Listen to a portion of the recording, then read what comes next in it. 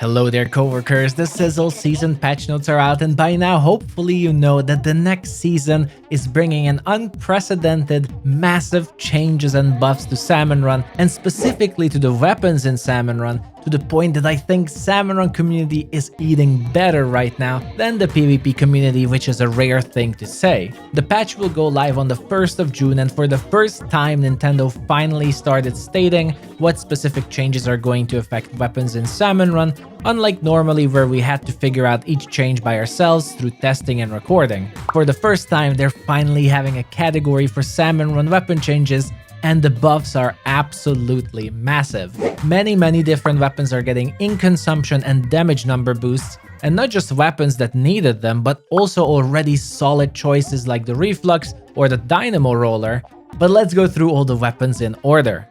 The Dynamo Roller is getting an ink consumption buff, as they will cost only 15% of your ink instead of 20%, which is a really nice change to be able to throw split bombs and still be able to swing.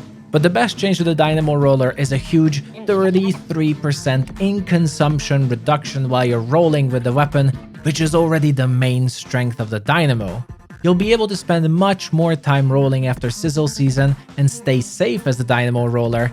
It's already a quite powerful weapon, if maybe a little bit niche, but this will strengthen the Dynamo's position as an excellent supporting weapon for any team. Among rollers, possibly the biggest change is coming though to the Big Swig Roller, as they're increasing the rolling damage for it by 42%, which is very likely going to increase the damage from 70 to 100, which is a massive change considering it would allow the Big Swig Roller to roll through chums instead of bouncing like currently, making it potentially the best roller for Salmon Run. Some speculated a 42% buff will only make it 99 damage for rolling, which would be quite a bad joke if true, but let's hope, since they said approximately, that 100 will be the final damage number here.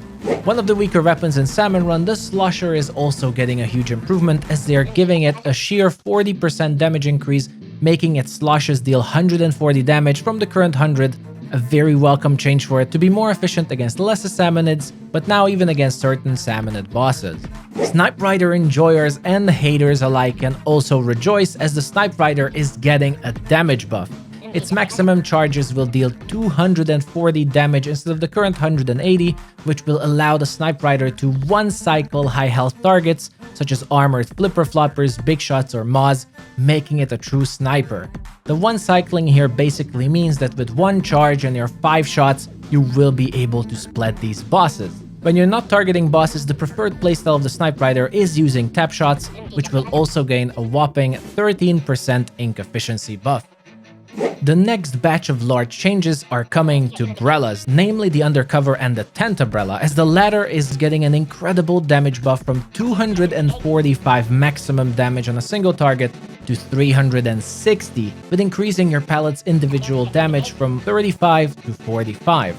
As you know, Brellas shoot a lot of pallets like shotguns do, but their maximum damage is limited on a single target, which this patch is increasing further, allowing the Tenta to have much larger burst damage against Quahawks or big shots and other bosses. This change is quite incredible for the Tenta, as it's increasing its constant DPS on paper so much that it has become the 6th best weapon to damage Kohozuna from the 36th spot, which is a true redemption story. Next to that, let's not forget to mention the canopy buff, as the Tenta Brella shield will now deal 150 damage on bumps instead of the current 100. The Undercover Brella is going through similar buffs, as its maximum target damage is increased to 150 instead of 120, decreasing the amount of shots you need to split Quahawks, for example, along with shield bumping. And perhaps the coolest change to the weapon is the increase of the canopy damage from 40 to 50, which will allow the Undercover Brella to split low-fly chums on shield contact, which I can't wait to try out in action on my next rush wave.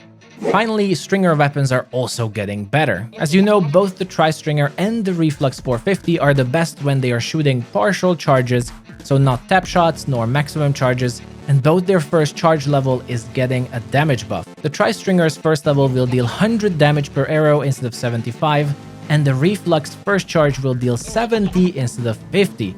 And here the Reflux is the especially amusing buff, considering it was already one of the better single target damaging weapons and with this change, it is going to be even better. Next to the charge changes, the reflux step shots also deal 6% more damage, which might not seem much, but your tap shots will now be able to split chums if all your arrows hit, allowing for better lesser control, which is again a huge change.